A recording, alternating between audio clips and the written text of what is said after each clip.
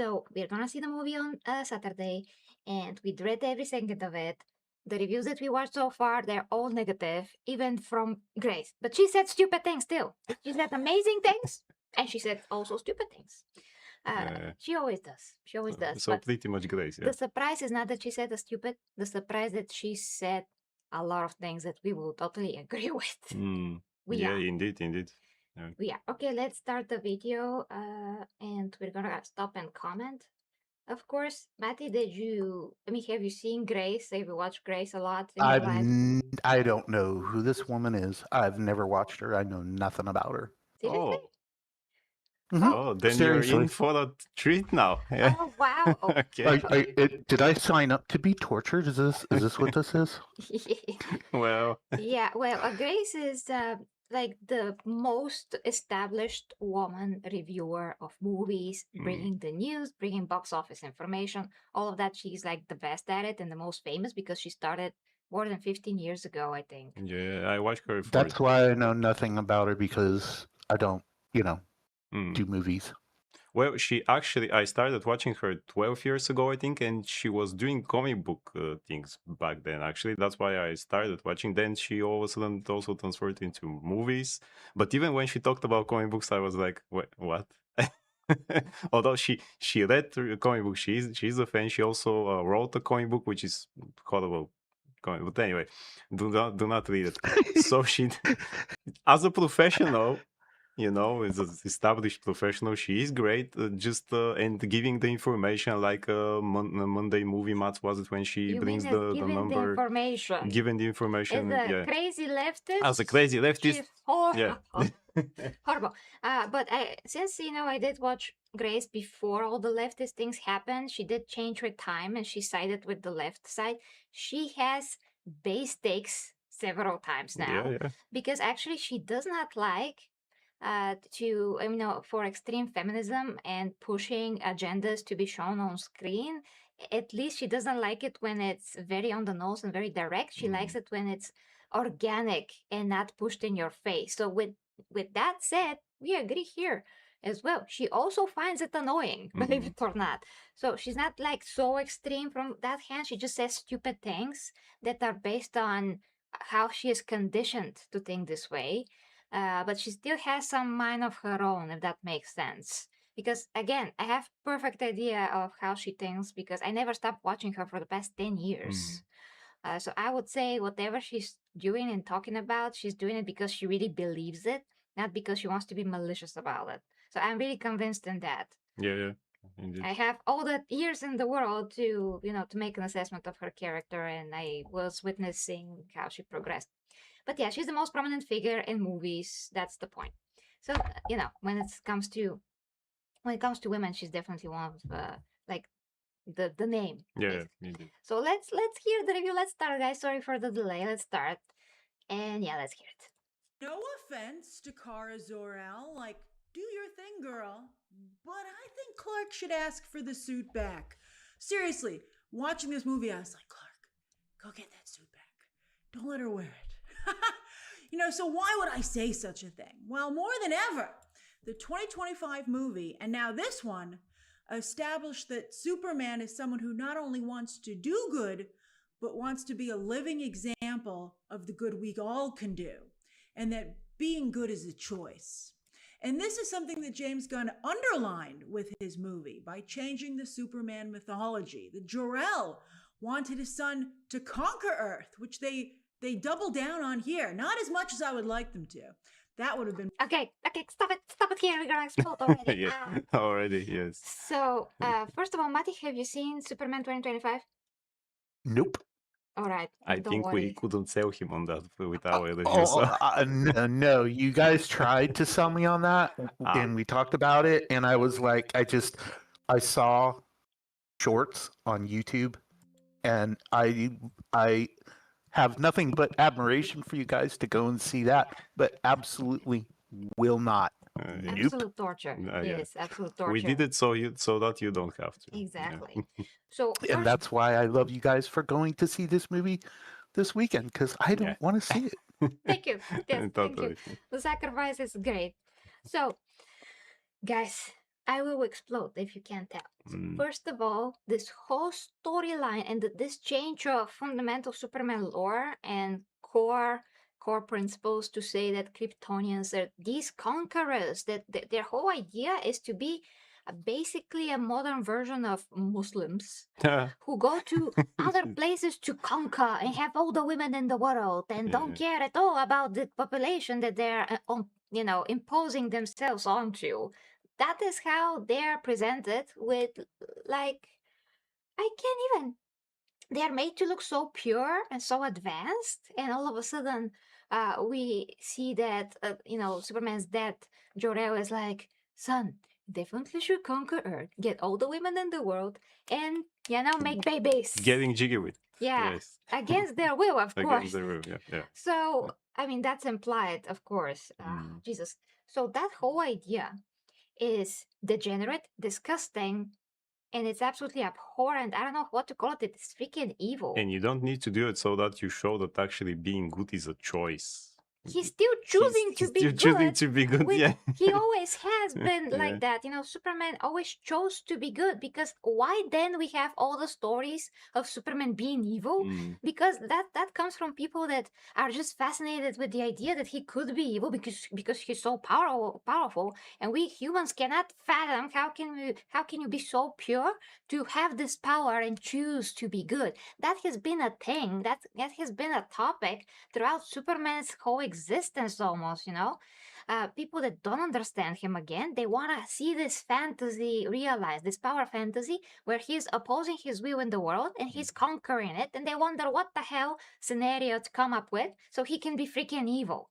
That has been like one of the things that tarnishes Superman's character, because those people that want this see him this cynical in this through this cynical lens, basically, and they can only understand him if he was actually evil. So James Gunn didn't need to do this change at all. We know that he chooses to be good because he's so powerful. That's his whole point. That's the whole point. That's the whole point. Yes, this is so he's choosing the responsibility and being good. Now, some people, some people out there argue that, but in the John Byrne comic book, Man of Steel, it was kind of like that. And I say, no. There was a scene when they decided to send him on Earth. Jor-El shows to what was the name of? I keep forgetting the name of his mom. Lala, let's say, yes. And he shows her, okay, look, this is the planet. Here are the people who live there. And she sees an image of a muscular but extremely hairy farmer, and she's like, ew, we have to send him to those backwatered creatures. What is he going to do? And some people think that this is they think that we are backwatered, that's why they want to conquer us. But then Jor-El says, yes, but he can help them maybe to become better because he will have powers. And I say, so you didn't turn the next panel to see what Jor-El says. Yeah, that's in that comic book. But there are people who say in the John Byrne comic book it's like that, and I say, Jesus Christ, people, no, it's not. This is James Gunn and his stupidity. And if you look at the clothes, they do look like Muslims, actually. Now that I think of it, now that you say it, actually, Jesus Christ. Yeah, I mean, he took the modern, some of the modern Muslim stuff and he put it here. He also did that again with Supergirl because there's kids stuff that the villain does. So how is this new universe okay for all ages, actually? How does this happen? First we had Origin, Peacemaker, but anyway. Yeah. Okay. So this degeneracy just flows around all of those movies and the animation with Creature Commandos, again, Peacemaker. Here as well, like nothing is safe when it comes to James Gunn. He contributed to Supergirl movie like fully, and the director, Mr. Gillespie or whatever his name is, Gillespie, he had no say in it. No. He even hinted at that in interviews. He's like, James Gunn, he likes to take notes. Poor man, his career is tarnished now. Yeah. That movie will be on him. Yeah. Although it was James Gunn doing everything. Okay, let's ask Matty. Matty, what do you think about this degenerate take on Superman and Krypton before we continue? It kind of sounds like the whole space Muslim thing reminds me of what Dune with the Fremen, because they're supposed to be Muslim based as well, believe it or not. And so they're the ones tearing up the galaxy. Imagine that. Yeah, but you know what's even close to the Fremen? It's freaking Invincible and those Viltrumites. Yeah. They're actually portrayed as Viltrumites here because they wear all white and they're exactly so really? imposing, and they want their ideology to be spread around the whole universe. They want to conquer the whole universe. They don't care about who they're imposing their seat on. They just want to continue and all of that. Yeah. So they're Viltrumites. That's another.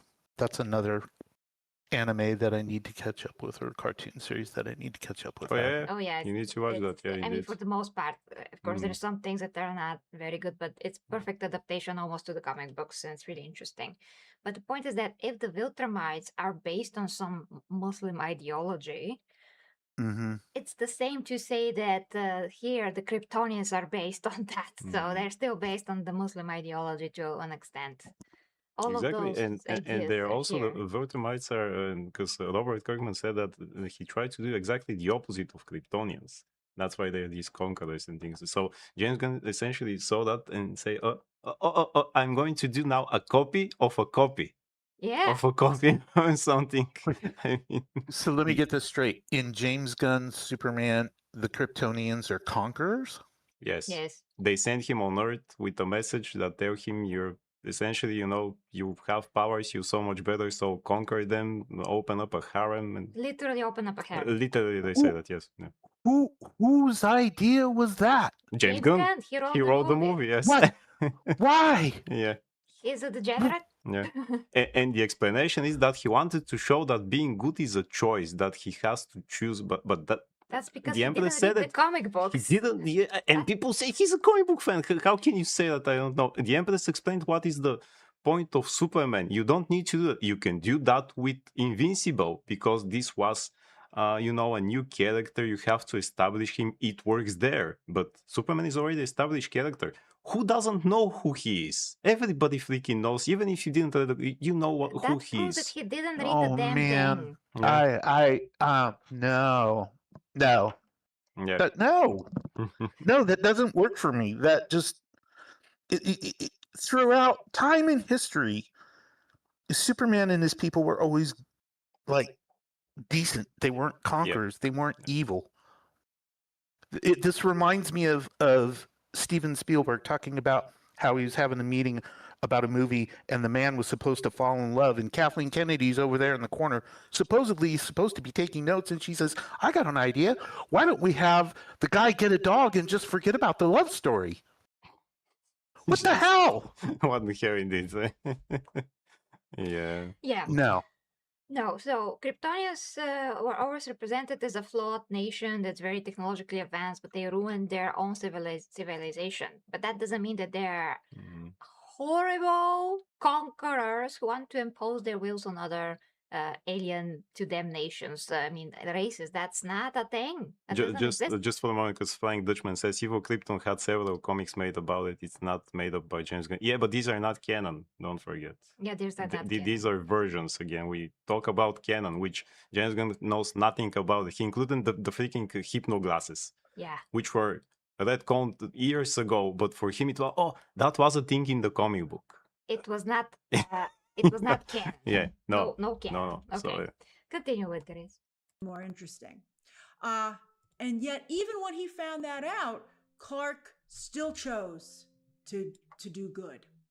Yes, Grace, because you're stupid. At least you should have read the comic books and know that this is not needed. At least you who actually read comic books. Disgusting. Disgusting that she cannot think about that. It's so simple. As you said, he already chose to. He had that power. This is the choice. With that power, you can do anything. You can maybe Kryptonians were good, but he will be like, but with those powers, I can do anything. Why not open up a? He could have choose that, right? He didn't. He didn't. He decided, no, I'm going to be good. That's it, with the powers, and that's because he was brought up by the Kents. They are also those people that gave him those values, you know, and also true justice in the American way, which now we don't have in comic books, by the way. Now it's whatever. Yeah, now it's on the Supergirl poster. It says whatever. Truth, Yeah. justice, truth, justice, and whatever. That's Yeah. that's a freaking. If that's not a spit on Supergirl, Superman, and its core values, I don't know what is. Actually, everything is. We're gonna see. Again, just to mention that throughout the whole history of Superman, how he was portrayed in the animations as well, was always emphasized that he is exactly Superman, not because his powers. Oh no, it's not because of that. That is always has been something that is very impressive, but it's not because of that. It's because of his character that makes him eligible to wield those powers. He earned that. He's already ready to be that. Whereas other people that got his powers in the comic books or the animations, they always choose to use them for evil. And that's what makes him different, because he has integrity and core values and principles that he will not cross no matter what the situation is. That's Superman. Again, I said it before, but for the people who didn't hear, because I don't remember in which thing was that, I watched a great episode of Lois and Clark, the New Adventures of Superman with Dean Cain. You know, there was an episode in which to some shenanigans they switched powers, and Quark was left with no powers. Lois got the powers. By that point she knew who he was, and they were together and things like that. That was in season 3. All of a sudden someone had to do something, right? So she had a suit. Again, the mother of Quark made it for her, and because she had to do the things. For Quark, it was his arc was what am I going to do now? I don't have powers. He was struggling to open a bottle of juice. She had to open it for him because he didn't get used to that. He said, what am I good for now? She got the power. She has to do the things. And that is a great moment in which she actually very emotionally says, I was stopping a plane in New York when I heard that in Zimbabwe or somewhere, kids were crying because there was like tsunami happening or something like that. And she said, and I couldn't be there because I was stopping the plane at that moment. And she got really emotional, and she said, this is, that you can be there, but even with 5 seconds you can be late. And she said, Quark, I don't know how you do that, but now I love you even more, because you decided that you have to live with it. You have the powers, you decided to do good. You know that not always you're going to be there. And it's heartbreaking. It's heartbreaking, and it's this emotional connection between the two and appreciation of who he is and what he is doing. She understands it even more, and because he was struggling, he said, maybe she's not going to love me anymore because now I can't do the things. But she said, no, I love you for the men who, not for the Superman, but for the men. Yeah, now he knows what he's Superman. Going through. Yes, like all the trauma. Exactly. He has to there was not things like, but I'm so much better than you now with those powers.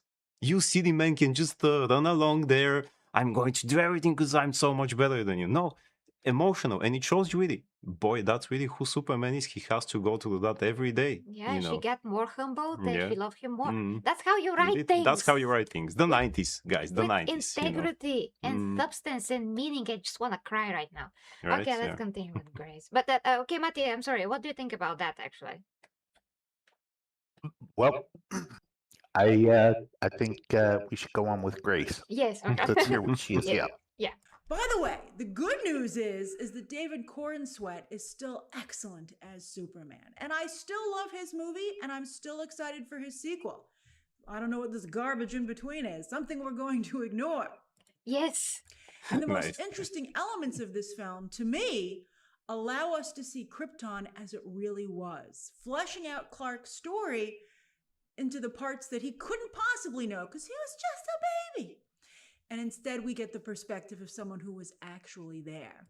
How about the robot showing him everything, the story, and he learns it? He learns Kryptonian in 2 seconds. How he can actually do, but he doesn't speak it in this movie. He doesn't speak freaking Kryptonian, Yeah, he doesn't speak Kryptonian. I have a question, though. Yes.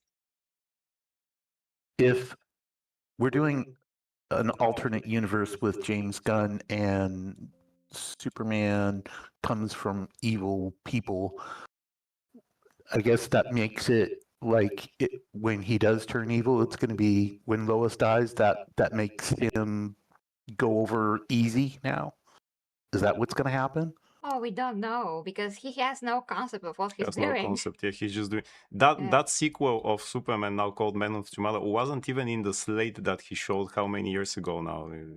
The slate of the movies, it wasn't even there. So it's just a reaction. I think, oh no, people are not watching my crap, but they kind of liked Superman, some of them. So a sequel now. A It's sequel not now. because the movie was good, because people keep bringing it up. Hey, nobody got a sequel. Man of Steel never got a sequel. Technically got with BVS, but anyway. That was Studio It was Man. a reaction to, okay, I have to give them something. Maybe now Man of Tomorrow, because it's again Superman. Let's put Superman in Supergirl, because those scenes were not there at the beginning. At least not all of them. Yeah, at least not there all were of them. reshoots done, Mhm. so they can enter more. They can bring Superman here. Okay, Yeah. continue. Well, we could have. And even the little bit that we do get, I find fascinating. Clark might technically be from Krypton, but when you see him here in this movie, he is 1000% a child of Earth. He's like those Europeans who come here for the World Cup and are like, we love it here. That's not how it's supposed to be. No. That's totally not. He is simultaneously Clark Kent, Kal-El, and Superman. The He thing is connected to both yeah, things. the thing is that he accepts all the parts. He accepts the Earth part. He accepts that he's Kal-El, that he's Kryptonian. He accepts that he's Superman and Clark Kent. That's it. So there is no thing like. But in the movie we show that he's more Clark Kent than he's anyone. No, he's all of those things. He's not just Clark. He's not just Superman. He's not just Kal-El. He's all of those things. He accepted long time ago. Not this guy there with the SpongeBob suit, though. That's Kal SpongeBob. Kal-El SpongeBob. Yeah, Spongeo. Spongeo.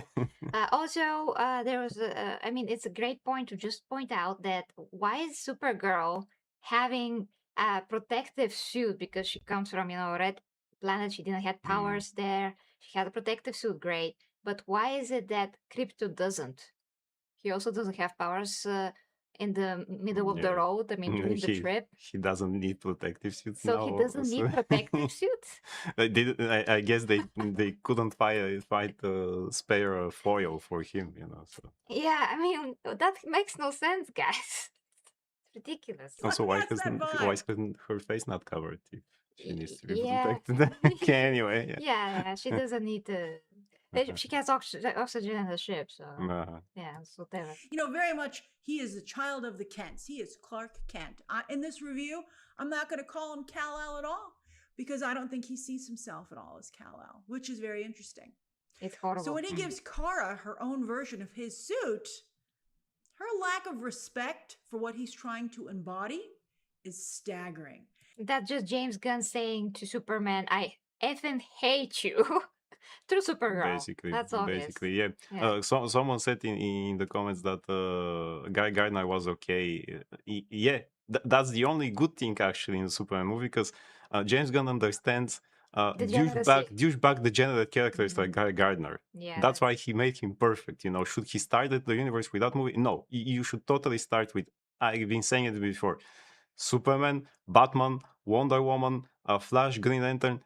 Those guys. And then Justice League. And then at some point, maybe in Justice League somewhere you introduce, Supergirl comes like a cameo so that people say, who is that I want to see? Like they did with Wanda, for example, in Marvel. She was in Civil War and in Ultron and things like that. And people say, that's a great character. I would like to see more. Then you put her in other movies.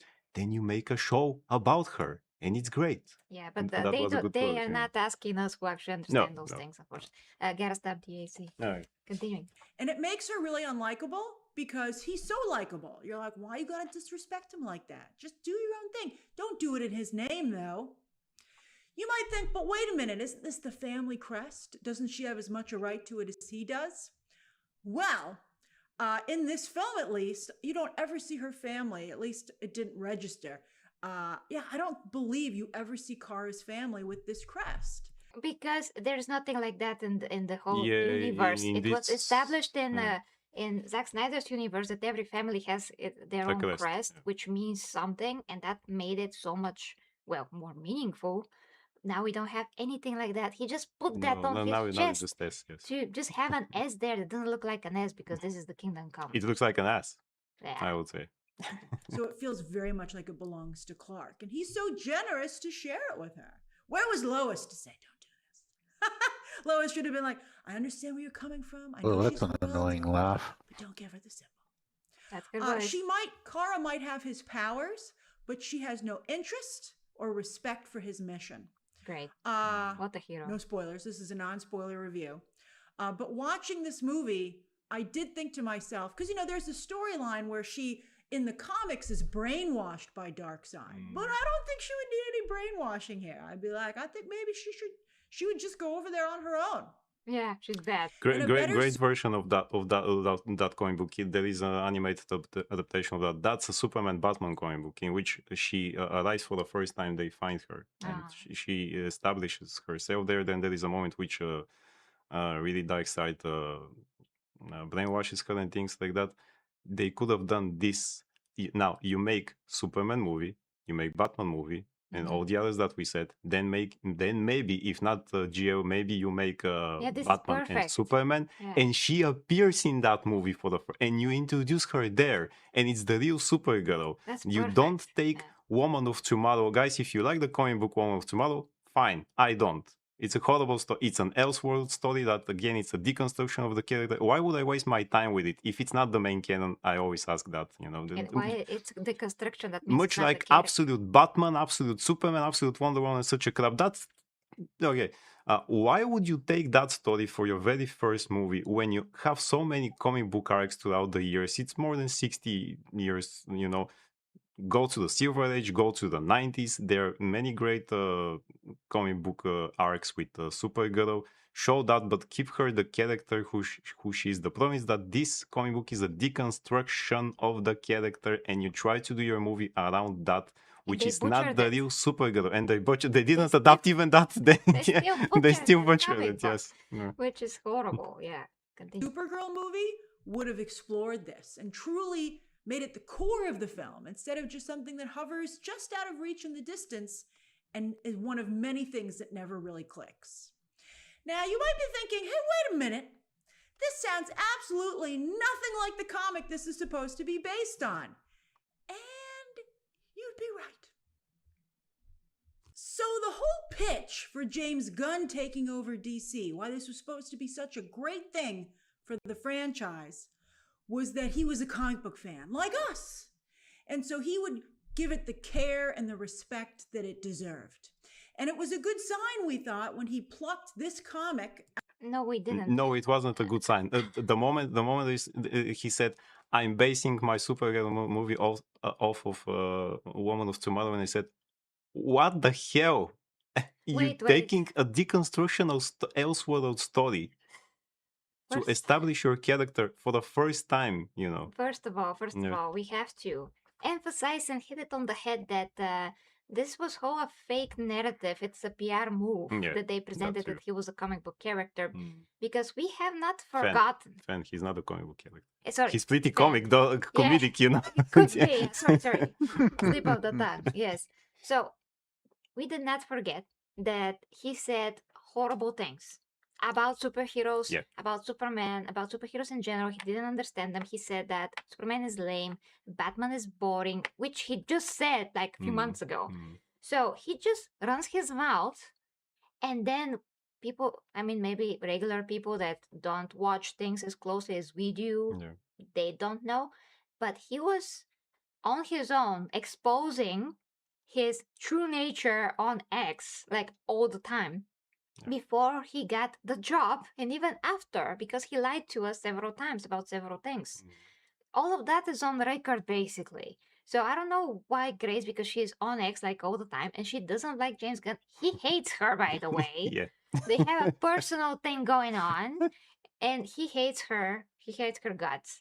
So one leftist hates another one. Imagine that. Yeah. So why didn't she know this? It was super obvious. Did she forget? So this is just a PR move. It was never actually true.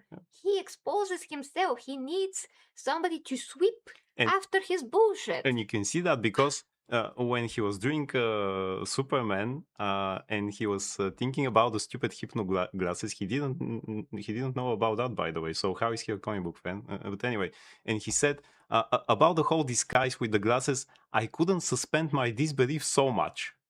So you don't know what is the disguise actually, that he's pretending to be this, that it's a total different guy, and it's a psychological thing that people see this kind of Geek. goofy guy, geek, Geek and guy, they yeah. just see one of themselves and they could not believe that this guy could be Superman, right? Okay, so you don't know that. But then also he said, and then Tom King, who wrote Woman of Tomorrow, told me, well, there is the hypnoglasses thing. Which is not canon. Which is not canon. So even Tom King, who writes comic books, actually freaking don't know that.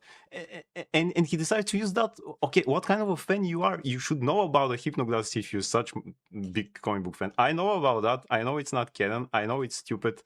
I was probably 10 or something when I found out about that, and I said, so he hypnotizes them with his glasses. Well, that's dumb. Yeah, that sounds like Yeah. dumb. Anyway, just quick example, Henry Cavill decided to do an experiment in real life when he was playing Superman. He went like into a town square or whatever. Yeah. He stood next to a billboard of himself as Superman and nobody recognized him. Yeah. He was even not wearing glasses, I think. Yeah. No, and just he standing stood.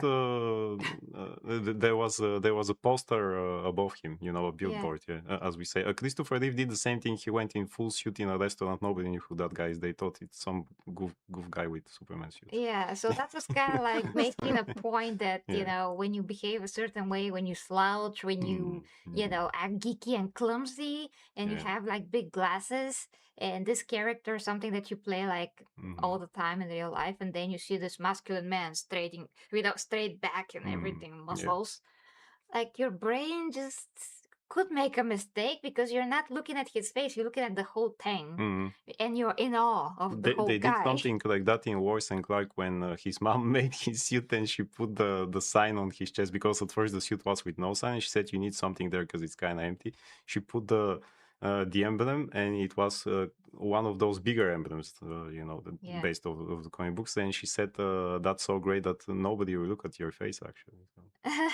Yeah, and Supergirl, the TV show, did something similar, actually. Yeah, because she didn't have her emblem at the beginning. Yes, Matt? I didn't say anything. Okay, I thought you did. Okay. Continue. Out of the lineup and said, we're going to adapt this. He was like, it's one of my favorite comics. I love it so much.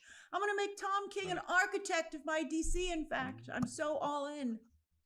So then why did he basically chuck such exceptional source material in the trash? It's not exceptional. I mean, we knew they couldn't afford the visuals, right? When we saw the trailers, we already knew they weren't going to be able to do that. But then why would you butcher the story? Why not just tell a totally original Supergirl story? I mean, we just outlined one about how, she is from Krypton, Clark's from Earth. Let's talk about the contrast there, we just right? have some comic books. Why not tell a story about a totally different DC character, right? Because as a comic book reader, this does not seem at all like Kara Zor-El. No matter how good Millie Alcock might be in the role, she is simply not playing Supergirl. We totally agree. 100%. Totally agree. Absolutely. Yes. Again, this is something that Hollywood does all the time. We have 60 plus years. I don't know when exactly Supergirl was created, but after Superman, first Superman was created, Batman and Wonder Woman. Oh, disgusting. 10. Oh my God. Heat waves, AA data centers in Romania, and bad comic book adaptations. We truly live in a trifecta of interesting times. I don't know what you're talking about, actually, about the... But still, thank you. The data centers, I gotta check, but thank you so much. This is amazing. Thank you. Yes, amazing, disgusting. Wonder Woman salute, actually. And disgusting, don't forget, we're going to watch Supergirl so that you don't have to. Yes. With actual muscles that Gal Gadot never made. No. But they love her. Matti, you have probably seen the old movie of with Supergirl with Helen Slater, right? No. Oh, you haven't? Oh, but you know how she looks like, right? Now, when you see the two of them, in love with Helen Slater. She was like a crush, big time. Yeah, she was beautiful. Exactly.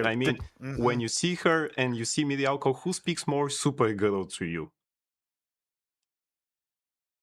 I have not heard Millie talk as Supergirl yet.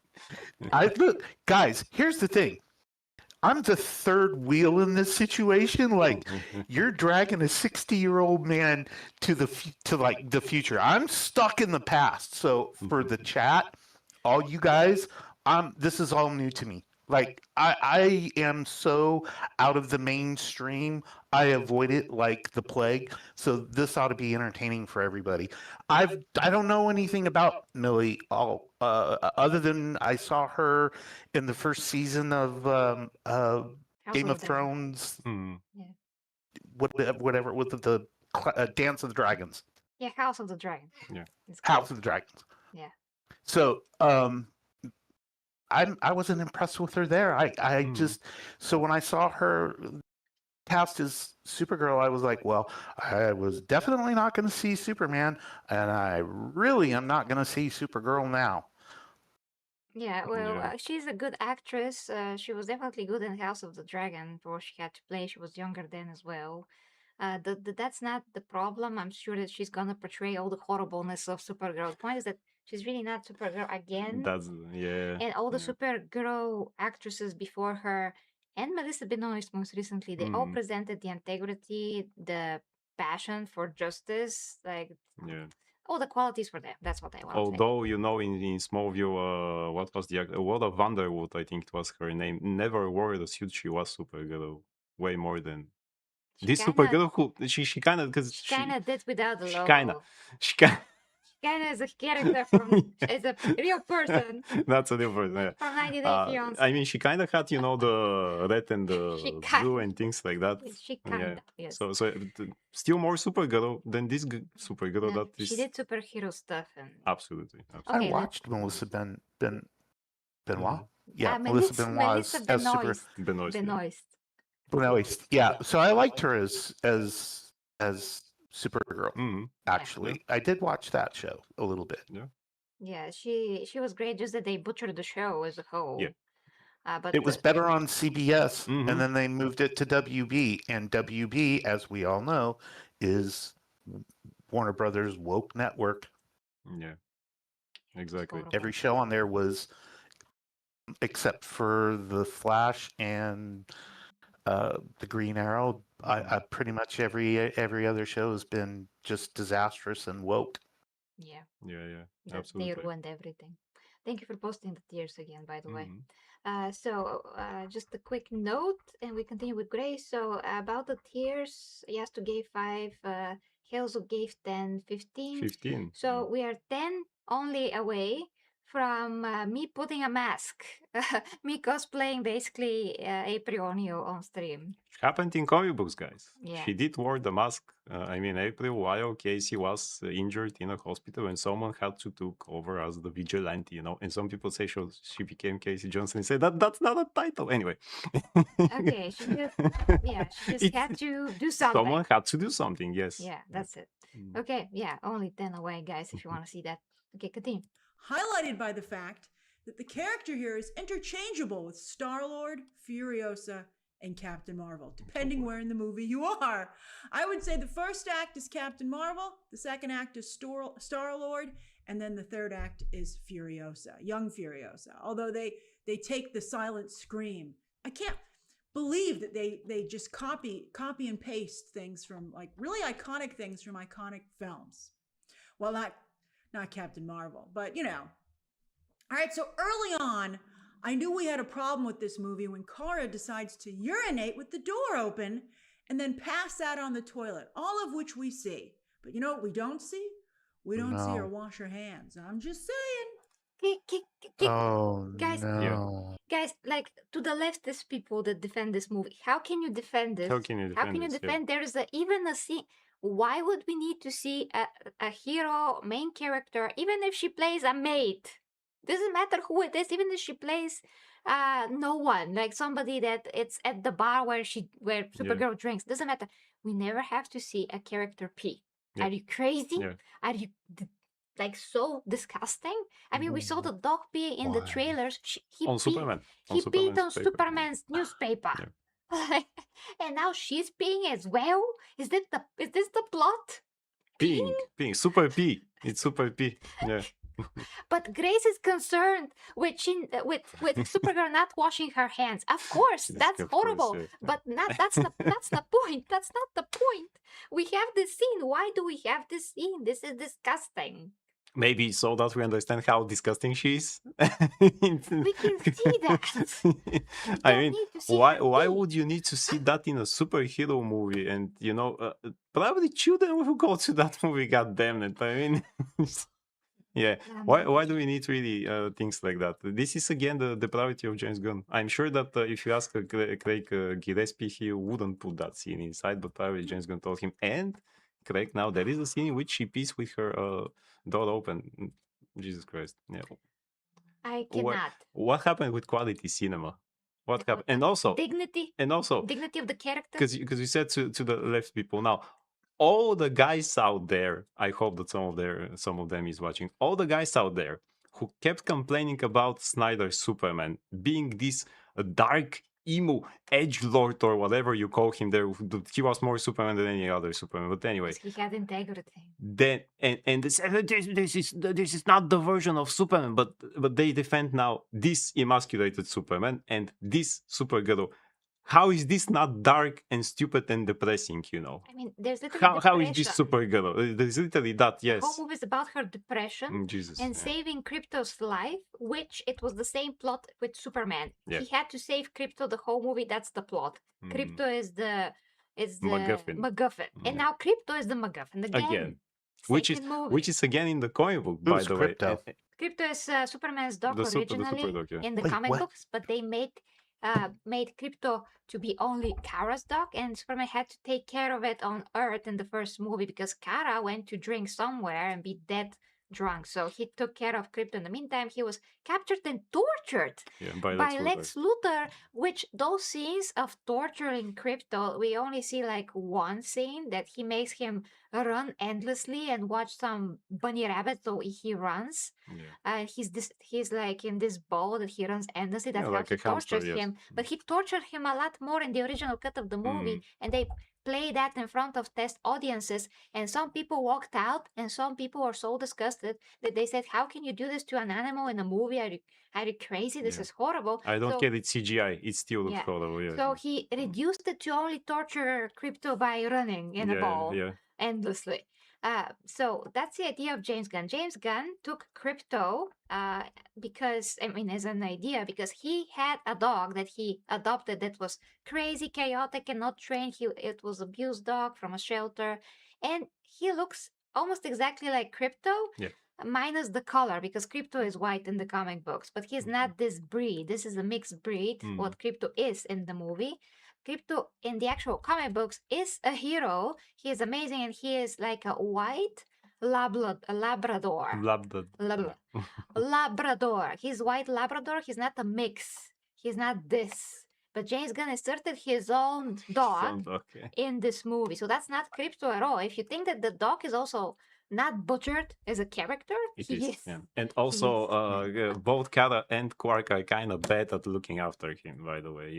He's this chaotic, not trained dog, and it jumps and almost got killed, almost killed Lex Luthor. Yeah, which is great and for Superman me, was just staying there and saying, Krypto, go and stop him, man. It's still going to kill him. It's a super dog. It has powers. I wouldn't stop him. Yeah, me personally. But Superman. So I would say, bravo, Krypto, please rip his head off and make it slow. Okay, continue. I'm just saying. I mean, again, there are certainly, I'm sure, some characters who would do such a thing, but it's just not something that someone from the super family would do. And I'm sure there'll be somebody who says, well, it's about time they did. I think it makes her more interesting. It's not Supergirl. Go adapt something else. It's a different character. Yes. Clark is a saint for not giving up on someone who makes no effort. And not just on herself, but in any part of her life, including Krypto, who isn't, it's not that he's an energetic dog, but he's a dog whose owner refuses to train him, which it's a real disservice not only to everyone else, but to Krypto, because it puts him in danger. Yes. I'm not a pet owner. I owned a goldfish. Oh my God. But isn't it irresponsible not to train your pet? Yes. I mean, he just makes him a burden on everyone. And therefore, like, no one's happy to see Krypto in this movie because he just really is, he's just out of control. No one was happy in the first movie. I wasn't worried about him really ever because he doesn't look like a real dog. Krypto has never looked more like a CGI creation than he does here. Like, He it's looks like a almost mutt. laughable in some shots. Like, Yeah. you're like, is this Like a what? A mutt, an ugly mutt. It's a Exactly. mud. It's a mod, yeah. It's a mud. It's not Crypto, really. Yeah. an animated movie? And Kara herself has the same issue as in her biggest action scenes, of which there are few, which is a real shame. She doesn't seem real either. She gets gumbified. You know, like there's this one thing, like her big action moment at the end of the movie when she's supposed to like go all out, and you can't even get invested in it because you're like, that none of that's real. That you just is just fully CGI. It's like when she gets powered up by the yellow sun, it gives her the power of bad CGI. That's hilarious. Gives her the power of bad CGI. I just did Indeed. note that because we watched many other reviews, everybody reported that the special effects are horrible and that the lighting is horrible, that Yeah. some characters are in the dark, so the light is behind their back, and on the front, there is nothing, it's darkness. And everything looks muddy and like shit, just like we said watching the trailer. So this doesn't Absolutely, change. It's absolutely, exactly how it yeah. is in the trailers, but worse because you are forced to sit through more of it. So yeah. Yeah, that's why I keep wondering why they decided to be this story when they sent her in space. Adapt the story that she's here. Who cares about the space? That was again James Gunn saying, "Oh, she goes to space. I can do Guardians of the Galaxy now." But cheaper. Yeah. For some reason. Yeah, continue because she's gonna say very interesting things. And you know, not every movie and show about a female character needs to also double as a feminist manifesto. I mean, can't Supergirl just save the day? I mean, I'm fine with messaging, and I'm okay with movies. I think Barbie balanced things very nicely. But again, this is a non-spoiler review, but just to give you a little bit of an example, they shoehorned a subplot in here about trafficking underage girls that not only is not from the original comic, but that it's lifted directly out of Mad Max. Like, directly. Like, how did you think you could do that? And it doesn't do the movie any favors. It just makes it too heavy-handed, too eye-roll.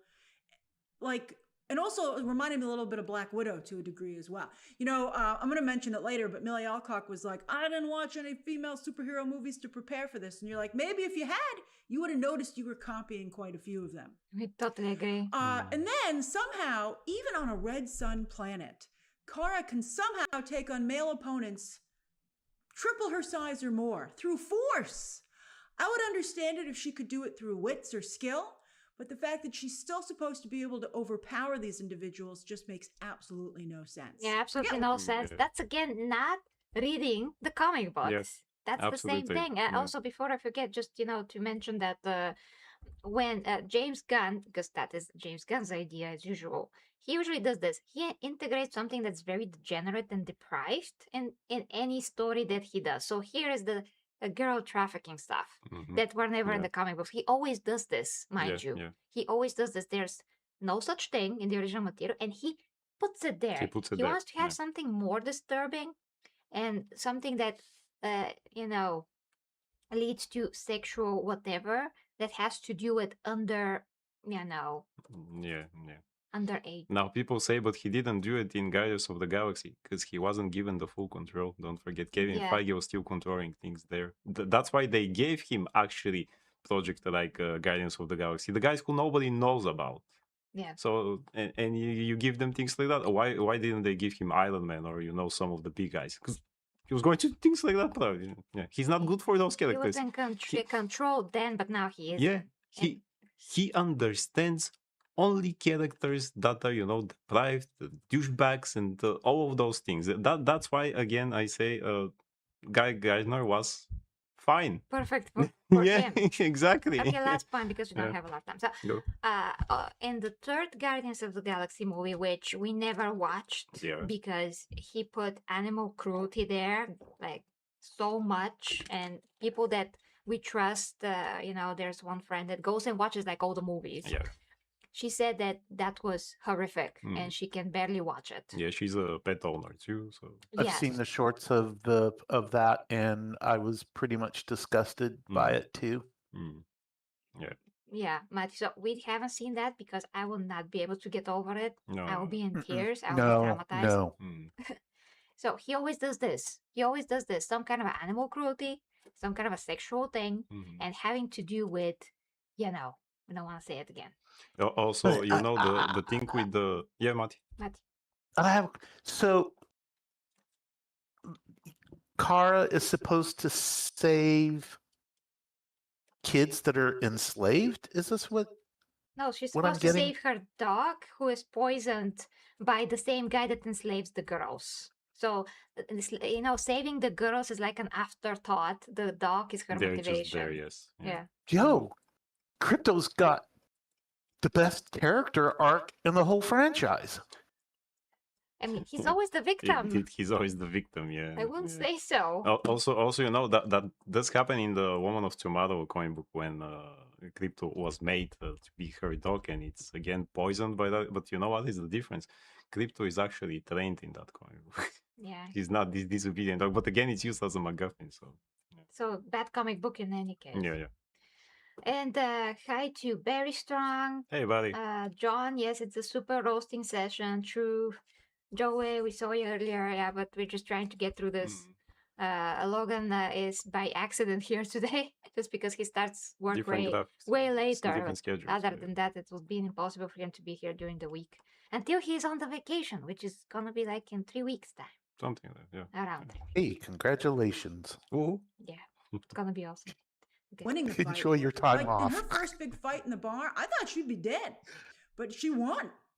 Oh yeah. Sorry for that, guys. But yeah, if James Gunn or anybody that made this movie read the comic books, they will know that if Superman or Supergirl go on a red planet universe, they will have zero powers, be just as human as everybody, yes. and they can die from just as anything, just like human would on Earth. So she wouldn't have any strength at all. That's why she goes there to. So how does it make sense? She has earrings, which means she went to the red planet. She got her ears pierced. There's no other way. She goes there just for the sole purpose to get drunk. That's how weak she is in terms of her character. She risks her life by going there. So she should be dead very easily. Absolutely. She cannot take on one guy, let alone several guys. She won't have zero strength. And that has been a canon for since those things are established, since there was a red Way to go, Yasto. And Congrats Yasto to Soham 3427. Nice. Congratulations, Soham. And thank you, Yasto. Thank you so much, Yasto, for sending one membership. Right now, on Roman Salute, of course, right now we are, Matthew, you should, I forgot to tell you that you should count those things, but from next time, I'm counting them now. Yeah. This is live and learn. Okay. Yeah. No worries. That's my bad. I just forgot. There's so many things that I had to tell you now. So yeah, right now we are approximately. We have no idea how much that's membership, but yeah, we're approximately less than $10 away from the cosplay. No. Yeah. And Yasto said that you should wear the mask. Well, whoever the guys want, yeah. They decide. You decide about the mask, guys. Yeah, whoever gives memberships that reaches the goal or super chat, they will decide who wears the mask. I sure ain't wearing the Mary Jane shirt, that's for sure. So for the mask, you can decide. It's a variant that we can swap between, yeah. Yeah, Mati? Huh? What? Nope, I was just agreeing. Okay. Okay, continue. As for when she finally does power up, which takes too long, to fully power up. And the first time that she does, it's like a scene, again, directly lifted out of, this time, Guardians of the Galaxy Volume 3. I'm like, you did that exact scene. You did that. It's not like, oh, it's an homage or it's similar. It's the exact same scene. But she never truly levels up. A yellow sun-powered Kryptonian has God-level strength and powers. That's why they rule the galaxy and everyone looks to them. And this movie desperately needed at least one sequence, preferably two, where Kara levels up to that degree. This one shot from the trailer made me feel that they would, but this is the one and only shot where she seems as powerful as she should be. That's a pity. There was one cool shot when she flew up through a ceiling to a second floor, but it wasn't as cool as it could have been. I was like, oh, you could have done maybe something there. You almost had, it was the reverse of that great Spider-Man shot when Green Goblin and Spider-Man in No Way Home were going through the floors of the apartment building, and that was better done. But it would have been really cool. And I have to say, Kara seems pretty ungrateful when it comes to these powers. You know, she's like, I don't like my life. And you're like, then stop using these powers if you don't appreciate them. Stop wearing that suit. Stop using these powers. I guess the movie's supposed to be about her learning to appreciate it, but I didn't really feel that came across. I mean, intellectually, I could see where they was coming from, but I didn't feel it. No intellect here whatsoever. Come on. No responsibility, nothing. Also, I really hate when they do that in movies with superheroes to not let them have all their power. That's why would you do that? And then the half of the movie until he or she gets to the real power level, I'm watching a movie about nobody then if they don't have powers. So basically, we have a depressed space alcoholic. Exactly. Yes, exactly, Matt. You absolutely get it perfectly, Matt. You exactly. You get it. Okay, last point before I continue. Not only that those scenes are copied and pasted with the exact same angle of how they are shot, we're gonna see ourselves, of course, but in some of the TV spots that they show, the way that she hit the guy in the face with her leg, it's absolutely the same angle, the same slow motion, everything is the same as the scene where Superman hits a guy, but he hit the guy with he punched him, and his teeth flew off. So it's absolutely the same slow motion, the same effect, the same angle, everything's the same. The difference is that she hit the guy with her leg. Yeah. But it's the same. Next, there is a shot of one of the TV spots again, or the last trailer, where she hovers above ground on the left side of the screen, and below they're kind of like soldiers or people. This is the same type of shot as in Man of Steel, when he hovered above the army for the first time he met the army. So James Gunn and James, I would say Greg Gillespie, but everything's James Gunn. This is like copy paste, and I remember when how was the guy's name? That director that directed all the Transformers movies. Michael Bay. So Michael Bay. Michael Bay, exactly. I remember very well where first time there was a scandal about Michael Bay copying his own types of shots, his own type of shots, and that's the first time I ever seen that such what's that, plagiarism was displayed so openly on screen. But now in this movie, we'll see plagiarism from James Gunn's own movies and other movies. That was also done in Superman, by the way. There were some shots that were taken from Man of Steel as well, like shot of his leg or cape flowing. It's just the same when you compare the shots. This pose that she has on the poster, guys, it's almost exactly the same as Man of Steel. One of the posters of Man of Steel has Superman do exactly that. When he prepares to fly. Yeah, I know this is a superhero landing pose, but when you have a poster that's already done this way, you shouldn't really copy it. It doesn't matter that he has been it's always in a different way. For example, they had Iron Man do that, but it was different angle. So it wasn't the same thing. It was totally different angle. It's still a superhero landing, but in a different angle, in a different pose. His leg was more up of Iron Man, I mean. Whereas Henry is crouching more down. And it's actually not the landing, but him preparing to take off. Yeah, preparing. But usually the pose when we associate with superhero landing. But the point is it's almost the same. What we see on the Supergirl poster. So we have plagiarism. That reminds me, when you said about Michael Bay, that reminds me of the Ninja Turtles movie. Oh my God. When he was the producer and another director made it, but they look as if Michael Bay directed them, because it was the same case. Like here, he just handed the note and said, "Just copy my movies," That's it. Yeah, that's super unprofessional. Yeah. Okay. And then also, I think she's a bit of a hypocrite. Like she's like, she hates Earth so much. She's like, I don't want to be here.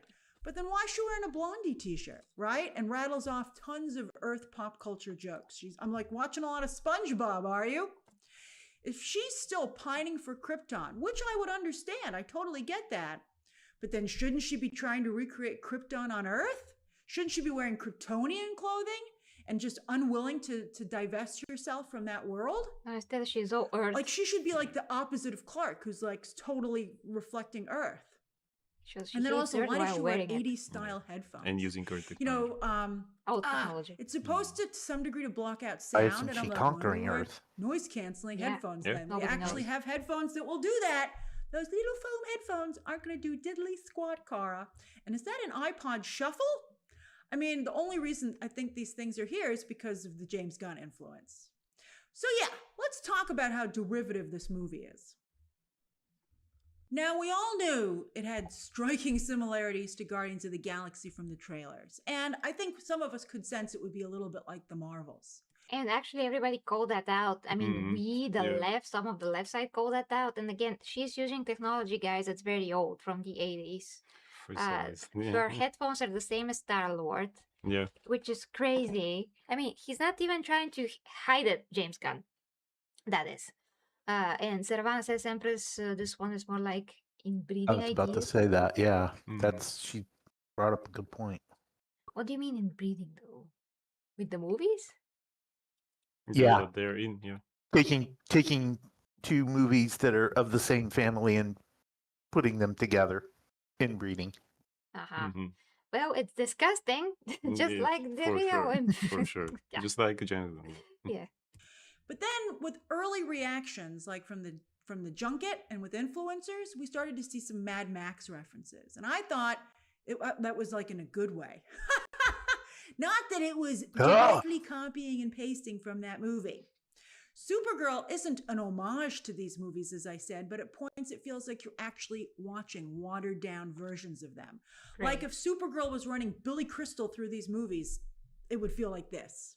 You know, the way he used to do, and Conan did an homage to that at the beginning of the Oscars this previous year. Yeah, no identity whatsoever. It's such a copy that I'm shocked that when they were making this movie, nobody raised their hand and said, you know, guys, we can't just blatantly copy these other movies. They did. And I feel Kevin Feige and George Miller at least should be offended, and at most should consider a lawsuit at how much these movies copy their previously produced films. I'm all for it. I guess James Gunn created Guardians of the Galaxy, well, the movies at least, right? But it was as a work for hire. And I would be shocked if that gave him the right to recreate those movies down to the point where you feel like you're watching them for another studio.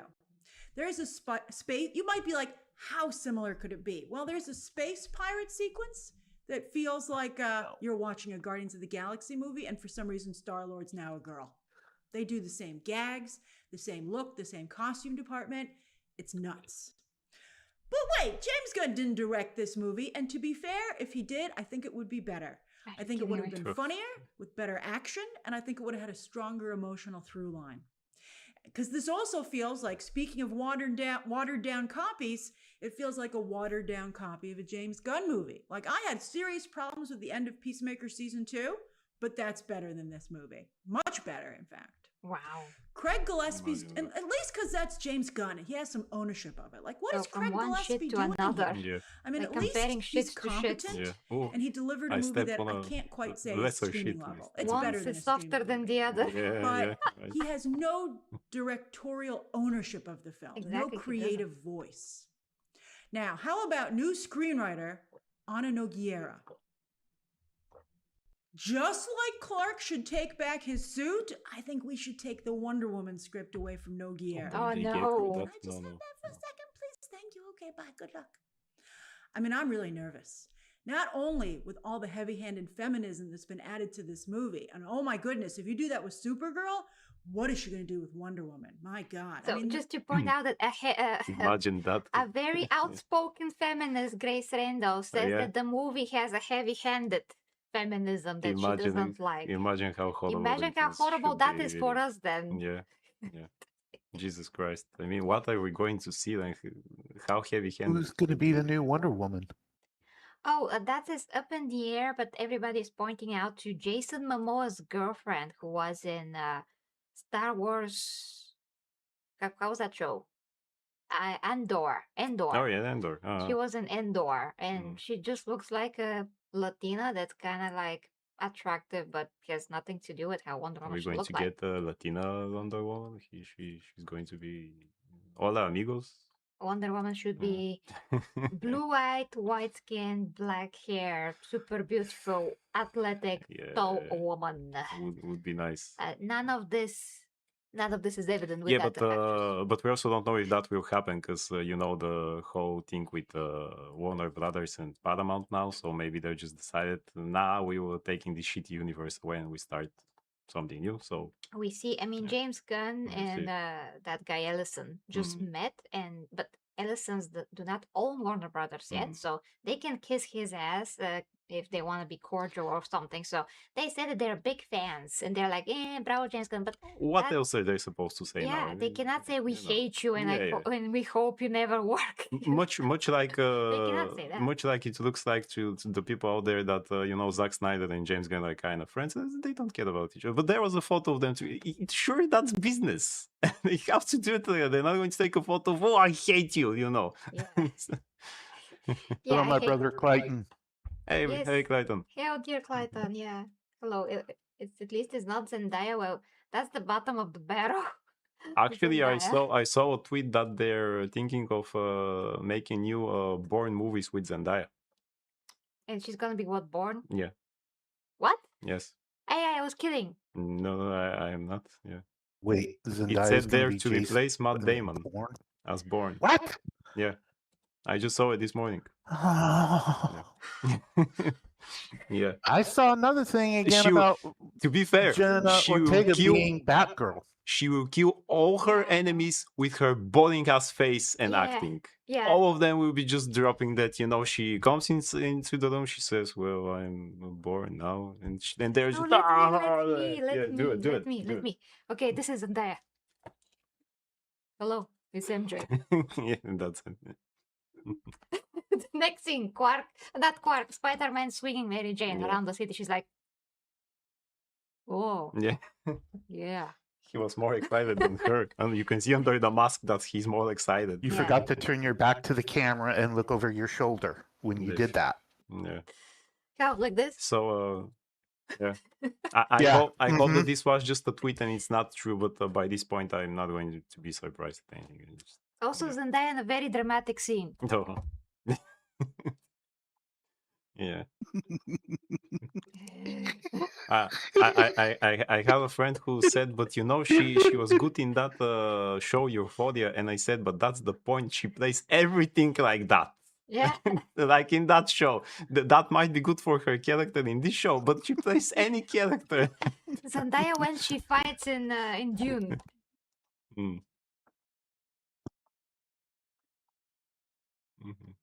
Yeah, exactly.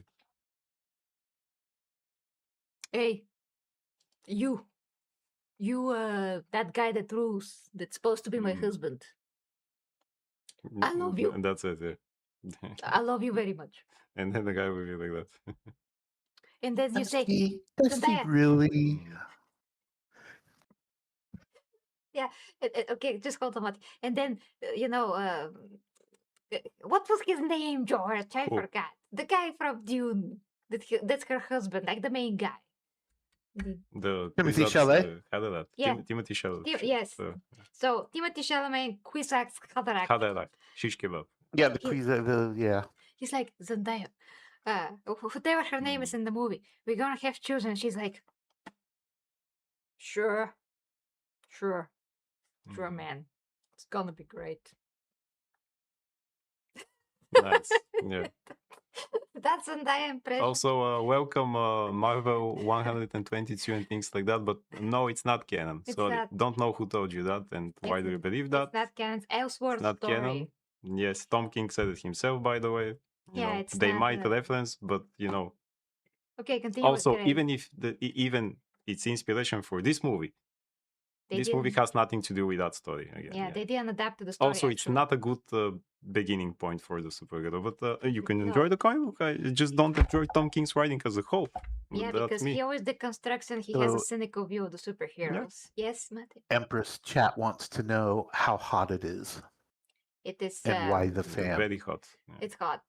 It's around, I think, 24 Celsius, but we also have how many lamps over here that actually the lamps don't help when it's summer. And the whole apartment is heated from the recent heat wave that we get here. So outside is not that hot, but inside just the apartment got very steamed, so to speak. So yeah, continue. It's feminist. Wonder Woman has a feminist quality to it organically, but if you're going to go and layer it on like this really thick, it's going to make the movie unwatchable. Exactly. I'm really scared. Thanks, Grace. But even more damning is the fact that she was given top-notch source material to adapt, where all she really had to do was put it into screenplay format. And yet somehow, as Hollywood does when they do things poorly, felt she had to make it her own. You don't have to make it your own. It's great. Just adapt it. Take your flowers and go on to the next project. I mean, it's not only a stupid creative decision, but it's a stupid business decision. Good voice, we know. I cannot think, in fact, of a worse adaptation. Maybe Birds of Prey, but I think not so, because Birds of Prey didn't adapt a specific story. But it is that bad in terms of the quality of the adaptation. It was just crap. Oh my God. Total crap. You know, I didn't see that again, one some either. people will defend it who aren't familiar with the source material. But if you're at all familiar with the source material, you're like, what are you doing, man? I mean, Welcome, Randall. She was handed such amazing stuff and not only failed to capture any of what made that original source material special, but turned it into tired, stale, and overly preachy content instead. And the plot holes, oh, you could drive a Mack truck through them. At one point, Supergirl blasts a hole. It was pretty impressive. That was cool. With her heat vision, and I was like, that's like the holes in the script. Things are introduced and then totally dropped. And then sometimes it's comedically sloppy.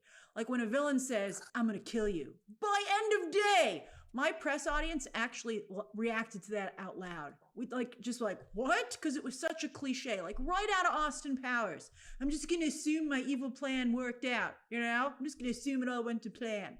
We couldn't believe that, it's like, how about right now? Now sounds good.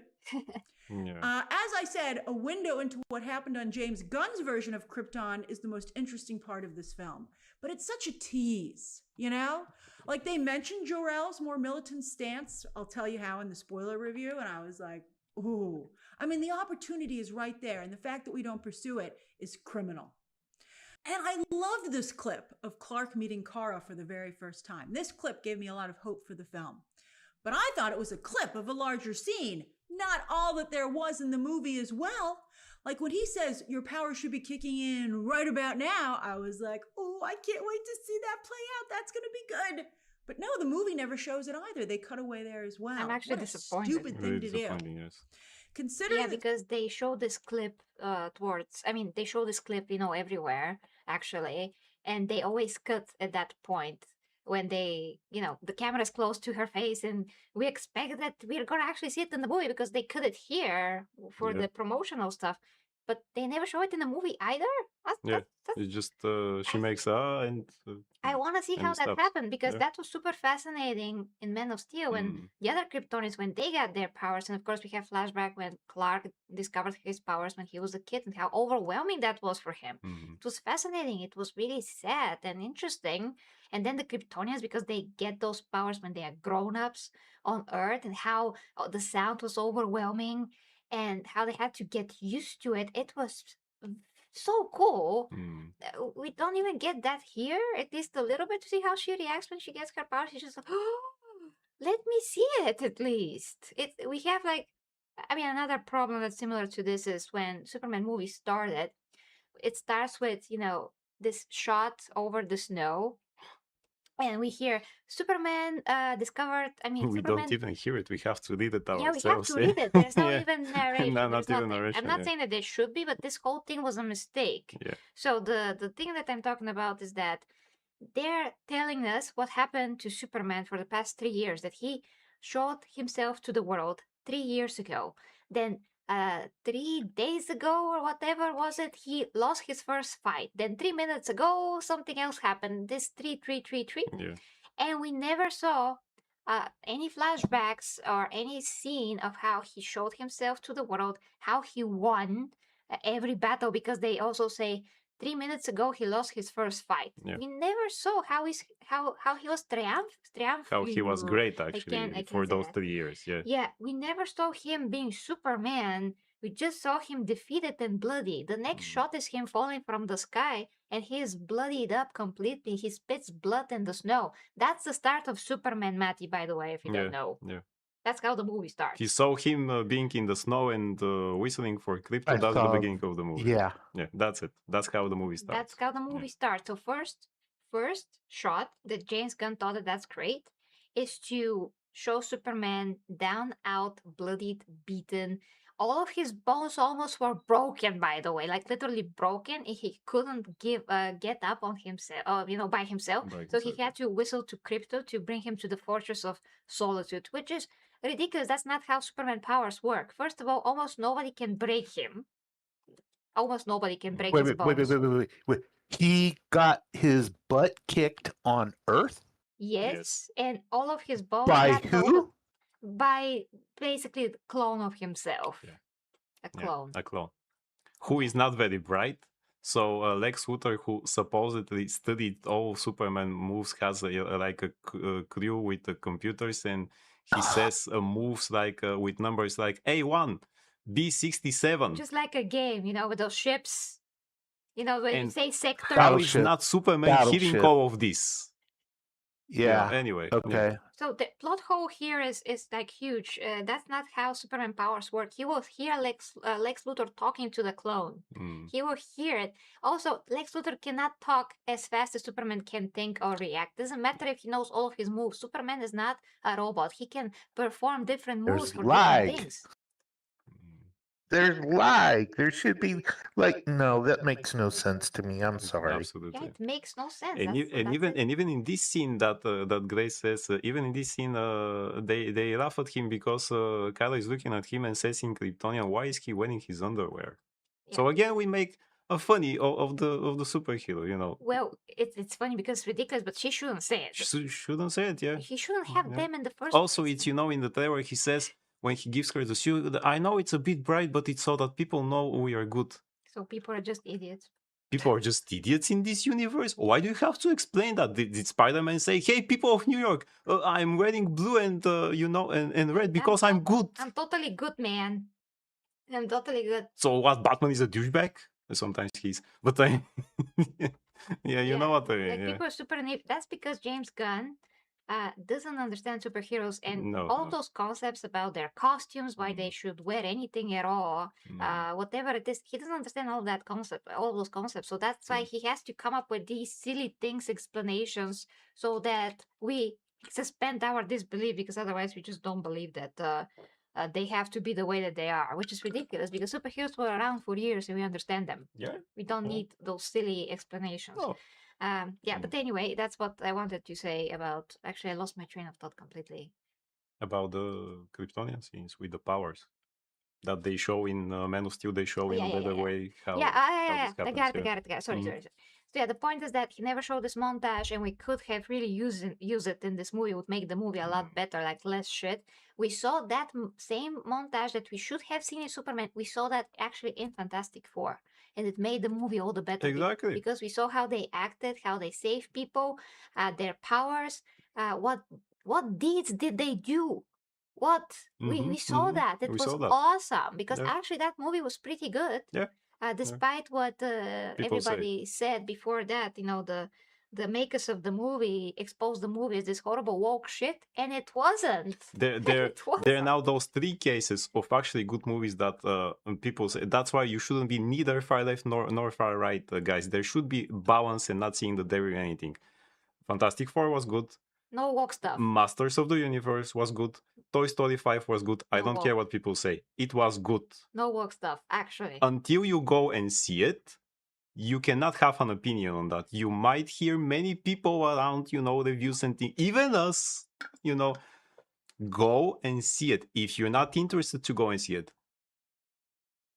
because you can't have an opinion on that. Okay, don't go and see it. Just don't, speak shit about it. We can say anyway. People said that. You're saying the new Fantastic Four was good? Yeah, Mati. It was good. It was a good movie. Yeah. Fantastic Four, exactly how it should be, basically. Yeah. And Sue Storm did not emasculate Reed she Richards. Wasn't the leader. She didn't emasculate him. He wasn't, small, weak man or things like that.